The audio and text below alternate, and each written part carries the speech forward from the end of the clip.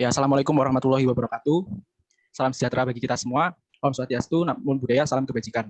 Di kesempatan pada kali ini, di video ini, kami dari kelompok 4 akan memaparkan hasil diskusi kami terkait dengan pertanyaan apakah pemanfaatan Big Data di sektor bisnis di masa depan dapat dimanfaatkan oleh pelaku UMKM. Nah, di sini sebelum kami memaparkan hasil diskusi dari kelompok kami akan memperkenalkan diri kami masing-masing. Nama saya Dia Yuranti dari Prodi Ilmu Administrasi Negara, NIM terakhir 058. Nama saya Muhammad Faisal Hidayatullah dari Prodi Ilmu Administrasi Negara, NIM terakhir 097. Nama saya Agatha Galusantika Prameswari dari Ilmu Administrasi Negara, NIM terakhir 111. Nama saya Dharma Mandri Pangestu dari Prodi Ilmu Administrasi Negara, NIM terakhir 120. Nama saya Atal Arif Azhar dari Ilmu Politik, NIM terakhir 073. Saya Santi Rayu Lestari dari Ilmu Politik, NIM terakhir 091. Nah, di dalam presentasi kita kali ini terdapat beberapa outline pembahasan. Yang pertama ini ada definisi Big Data, ada dinamika perkembangan Big Data di sektor bisnis, ada pemanfaatan Big Data untuk UMKM, studi kasus, mekanisme, dan juga potensi serta hambatan. Sebelum kita masuk ke dalam pembahasan mengenai peran Big Data dalam sektor bisnis dan UMKM, kita perlu menilik kembali apa itu Big Data. Menurut Gartner, Big Data adalah sekumpulan data yang berisi variasi lebih besar yang datang dalam jumlah yang terus meningkat dan kecepatan yang semakin tinggi.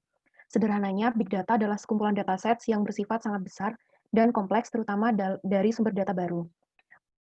Menurut Doug Lenny, Big Data terdiri dari 3 V, diantaranya volume atau jumlah data, velocity atau kecepatan dari perubahan data yang ada, dan variety atau jenis data. Nah, untuk memahami lebih lanjut mengenai peran Big Data ini, maka akan kami bahas mulai dari perkembangan, contoh hingga mekanisme dari Big Data dalam sektor bisnis. Setelah ini akan dijelaskan mengenai perkembangan Big Data oleh teman saya.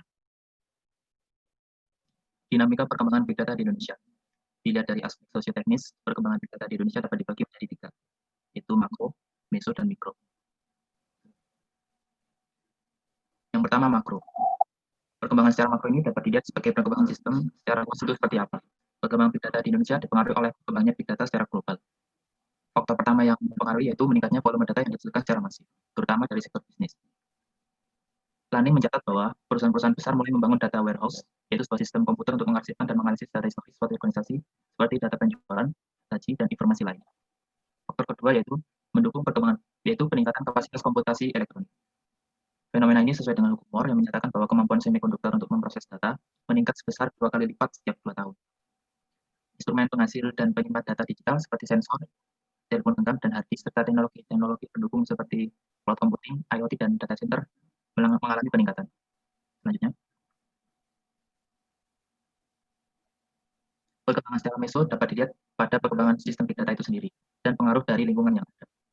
Faktor utama yang mempengaruhi yaitu melimpahnya data digital. Data digital ini terakumulasi pada 3 sektor utama, yaitu sektor bisnis konvensional, telekomunikasi dan perbankan, serta perusahaan rintisan, yaitu startup companies di daerah Asia. Faktor kedua yaitu penetrasi internet di Indonesia yang semakin mapan, namun belum merata. Hal ini didorong oleh peningkatan jumlah penggunaan telepon pintar dan media sosial, yang membuat produksi data semakin besar, terutama data tidak terstruktur seperti suara, gambar, dan video. Namun, penetrasi internet di Indonesia masih belum merata karena ketersediaan sinyal jaringan yang masih terkonsentrasi di daerah-daerah urban. Selanjutnya, jumlah aktor pada jaringan di Big Data masih didominasi oleh sektor bisnis. Hal ini terjadi karena infrastruktur pengelolaan Big Data masih banyak dimiliki oleh sektor bisnis. Salah satu perusahaan yang mengklaim penggunaan Big Data ialah Dataport di Indonesia. Telkom Indonesia juga cukup aktif mengembangkan divisi Big Data sebagai lini bisnis baru. Selain itu, Telkom juga mengembangkan platform X-Sight sebagai penyedia layanan Big Data. Namun demikian, pengaplikasian Big Data pada sektor bisnis di Indonesia masih pada tahap awal, sehingga masih digunakan untuk keperluan prediksi bisnis. Belum komprehensifnya regulasi dari pemerintah mengenai panduan penggunaan dan pengelolaan data publik seperti aturan portabilitas data, tata kelola penggunaan data, dan panduan penggunaan cloud service menimbulkan kegambangan dari para praktisi dan penggiat Big Data karena mereka tidak mempunyai satu panduan utuh dalam operasional bisnis. Nah, selanjutnya di sini saya akan menjelaskan terkait dengan pemanfaatan Big Data di sektor bisnis. Nah, di era global seperti bisnis. Big data dan usaha atau bisnis seolah-olah menjadi suatu hal yang tidak bisa dipisahkan. Nah, di sini saya memberikan 4 poin terkait dengan manfaat big data. Yang pertama yaitu untuk mengetahui tren pasar dan keinginan konsumen. Nah, pengelolaan big data yang tepat akan memberikan akurasi yang tinggi untuk memprediksi tren pasar dan bagaimana cara untuk mencari peluang untuk mengembangkan suatu bisnis. Big data bisa membantu perusahaan mengerti pilihan pelanggannya secara lebih baik serta dapat memutuskan produk mana yang membutuhkan improvisasi atau perkembangan yang mutakhir. Selanjutnya yaitu membuat strategi marketing yang efektif. Nah, perusahaan dapat menggunakan big data untuk membuat keputusan marketing yang lebih baik, seperti yang dilakukan oleh Pakwes, di mana data performa perusahaan dipantau secara periodik menggunakan aplikasi tersebut. Sehingga di sini informasi dapat menjadi insight untuk membuat strategi konten perusahaan. Yang selanjutnya itu ada digunakan untuk proses pengambilan keputusan bisnis. Nah, di sini big data mampu memberikan informasi secara detail dan akurat mengenai aktivitas dari pelanggan, mulai dari komplain, masukan, rating, dan lain sebagainya. Nah, di sini beragam informasi tersebut dapat membuat pihak perusahaan untuk melakukan sebuah inovasi baru. Sehingga di sini bukan hanya sebuah dugaan saja, melainkan terdapat data-data yang konkret di dalam penciptaan inovasinya. Selanjutnya ada untuk mengetahui respon masyarakat terhadap produk-produk yang dikeluarkan melalui analisis sentimen di media sosial. Nah, big data di sini dapat digunakan untuk mengidentifikasi apabila terdapat masyarakat ataupun pelanggan yang menyebut suatu nama produk ataupun perusahaan di internet, khususnya di media sosial. Nah, dengan salah satu aplikasi yakni Pakwes yang menjadi frontliner big data analitik di Indonesia yang memiliki fitur ini, di mana apapun yang ditulis oleh pelanggan di media sosial, baik itu pengalaman positif maupun komplain, dapat dianalisa oleh perusahaan yang kemudian di situ perusahaan bisa mengetahui respon sebenarnya dari masyarakat itu seperti apa. Nah, di sini media sosialnya tuh seperti yang kita gunakan di dalam kegiatan sehari-hari, seperti ada Instagram, ada Facebook, Twitter, dan lain sebagainya. Nah, di sini saya akan menjelaskan terkait dengan contoh pemanfaatan big data, yakni e-commerce. Next. Nah, manfaatnya itu ada yang pertama yaitu personalisasi belanja berdasarkan minat konsumen. Nah, di sini sejalan dengan meningkatnya pengalaman belanja, data yang terkumpul di dalam platform e-commerce juga memberikan strategi promosi yang lebih baik dengan melakukan personalisasi belanja. Misalnya, apabila terdapat data-data histori konsumen yang sudah terdaftar pada analisis kategori produk yang diminati, hal tersebut bisa lebih ditonjolkan di dalam layar ataupun halaman depan suatu e-commerce. Selanjutnya yaitu untuk meningkatkan inovasi e-commerce. Nah, inovasi merupakan salah satu hal yang sangat penting di dalam suatu perusahaan, di mana inovasi ini bisa membuat perusahaan dapat lebih fleksibel atau mengikuti perkembangan zaman, perkembangan kebutuhan, perkembangan tren yang ada di masyarakat. Nah, dengan adanya analisa big data ini, e-commerce dapat melihat kecenderungan konsumen di waktu-waktu tertentu.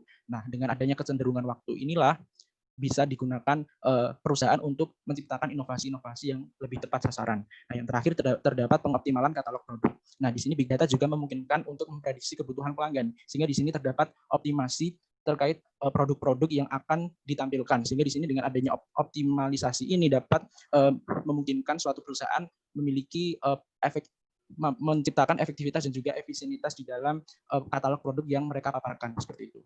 Mekanisme e-commerce. Pada dasarnya, e-commerce yang ada saat ini memiliki mekanisme yang kurang lebih sama. Seperti yang dapat dilihat pada gambar, terdapat dua hal utama yang biasanya dilakukan konsumen di dunia maya. Pertama, adalah melihat produk-produk atau jasa-jasa yang diiklankan oleh perusahaan terkait melalui katalognya, atau biasa disebut online ads. Kedua, mencari data atau informasi tertentu yang dibutuhkan sehubung dengan proses transaksi jual-beli yang akan dilakukan. Jika sudah tertarik dengan produk atau jasa yang ditawarkan, konsumen dapat melakukan transaksi dengan dua cara. Yang pertama, secara konvensional atau standar order, yakni melalui telepon, fax, dan datang langsung ke tempat penjual produk atau jasa terkait. Cara kedua adalah online order, yaitu dengan menggunakan perangkat komputer atau handphone. Lalu, berdasarkan pemesanan tersebut, penjual akan mendistribusikan kepada konsumen.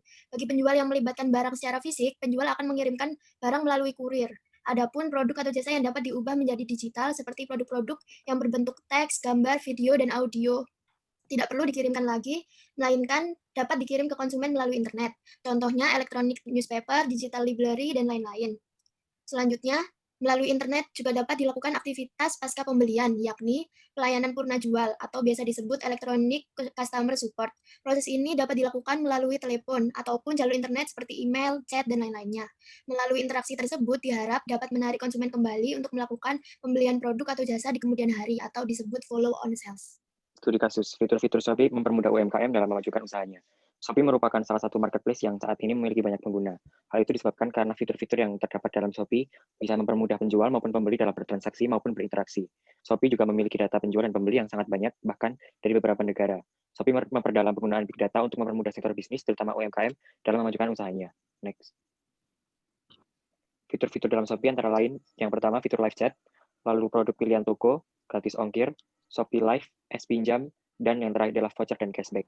Dengan adanya fitur-fitur tersebut, maka bisa meningkatkan minat beli konsumer dan hal ini juga berdampak positif terhadap peningkatan penjualan. Potensi Big Data pada UMKM. Yang pertama, bertambah. Dalam mengumpulkan data sendiri, UMKM secara langsung melihat data serta daftar produk atau jasa yang mereka tawarkan, sehingga nantinya bisa diprediksi apakah penjualan tersebut cenderung tinggi atau rendah. Yang kedua, biaya terjangkau. Dengan Big Data, biaya yang dikeluarkan akan dengan mudah dikurangi karena pengeluaran yang sebenarnya tidak diperlukan atau tidak begitu penting bisa dihambat. Dan kebocoran dana juga bisa dicegah sehingga aktivitas keuangan tidak akan begitu berdampak negatif.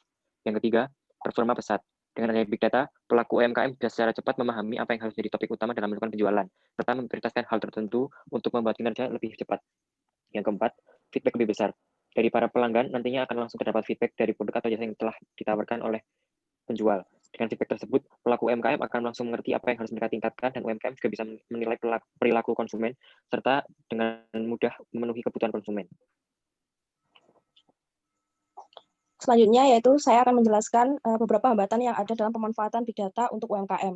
Yang pertama yaitu banyak yang belum menyadari pentingnya Big Data dan memahami fakta bahwa hal itu dapat dimanfaatkan dengan berbagai cara jika digunakan dengan benar. Dalam survei yang dilakukan Endah Marlovia dalam artikel disertasinya tahun 2020 telah membuktikan bahwa potensi Big Data belum dipahami dan digunakan secara maksimal untuk membantu pelaku bisnis terutama UMKM dalam membuat keputusan bisnis yang lebih cerdas dan mendorong operasi bisnis yang efisien. Hambatan yang kedua yaitu kualitas layanan internet yang rendah di Indonesia. Menurut Gubernur Bank Indonesia Agus Martowardoyo, Big Data menjadi kunci membangun ekonomi yang terakselerasi. Sayangnya penetrasi dan kualitas layanan internet yang rendah menjadi kendala pemanfaatan teknologi ini. Penetrasi internet di Indonesia baru sekitar 51%, jauh di bawah Malaysia yang sudah 71% dan Thailand 67%. Padahal bila hambatan dalam pemanfaatan teknologi digital dapat diatasi, diperkirakan digitalisasi ekonomi mampu memberikan nilai tambah sebesar 150 miliar US dollar terhadap PDB Indonesia pada 2025 atau sekitar 10% terhadap PDB. Hambatan yang ketiga yaitu masalah data security. Dalam pemanfaatan Big Data, risiko data security jelas merupakan kejahatan yang semakin berkembang dengan serangan yang semakin besar dan semakin merusak. Semakin besar data yang dimiliki, semakin besar kemungkinan data tersebut dijual dan disalahgunakan oleh pihak-pihak yang tidak bertanggung jawab. Dan terakhir, yaitu masalah data privasi. Privasi merupakan masalah yang terkait erat dengan masalah keamanan, sehingga harus dipastikan bahwa informasi sensitif yang disimpan atau dikumpulkan tidak akan disalahgunakan oleh orang-orang yang telah diberi tanggung jawab untuk menganalisis dan melaporkannya. Dalam kasus ini, dengan banyaknya UMKM yang mulai memanfaatkan Big Data dengan bergabung dalam e-commerce tertentu, maka kasus seperti kebocoran data pada 2 e-commerce terkenal di Indonesia yang lalu merupakan salah satu resikonya. Apakah pemanfaatan Big Data di sektor bisnis di masa depan dapat dimanfaatkan oleh pelaku UMKM? Maka jawabannya adalah tentu bisa. Karena Big Data memiliki banyak keuntungan dalam membantu meningkatkan produktivitas dan kinerja sebuah usaha atau bisnis dalam mencapai kesuksesannya. Singkatnya, penerapan Big Data dalam sektor bisnis memiliki manfaat dan peluang yang berpotensi baik dalam organisasi bisnis, bahkan organisasi publik sekalipun. Dengan adanya data, strategi bisnis dapat dirancang dan diimplementasikan secara efektif dan tepat dalam mencapai sasaran. Dalam hal ini, tentunya UMKM dapat memanfaatkan perkembangan teknologi dengan bergabung dengan marketplace seperti Shopee untuk dapat mengakses data-data yang ada di dalamnya dan memajukan usahanya dengan lebih mudah dan praktis melalui fitur-fitur yang ada. Akan tetapi, masih terdapat beberapa hambatan dalam memanfaatkan perkembangan tersebut, sehingga masih perlu adanya peningkatan sinergitas antara sektor publik, sektor privat, dan masyarakat agar perkembangan ini dapat dimanfaatkan secara merata oleh UMKM di seluruh daerah. Nah, itu presentasi dari kelompok kami. Semoga dapat bermanfaat bagi kita semua dan kami mohon maaf apabila terdapat kesalahan di dalam pengucapan kata ataupun penyampaian materi kami tadi. Terima kasih atas perhatiannya. Sekian dari kami. Wassalamualaikum warahmatullahi wabarakatuh.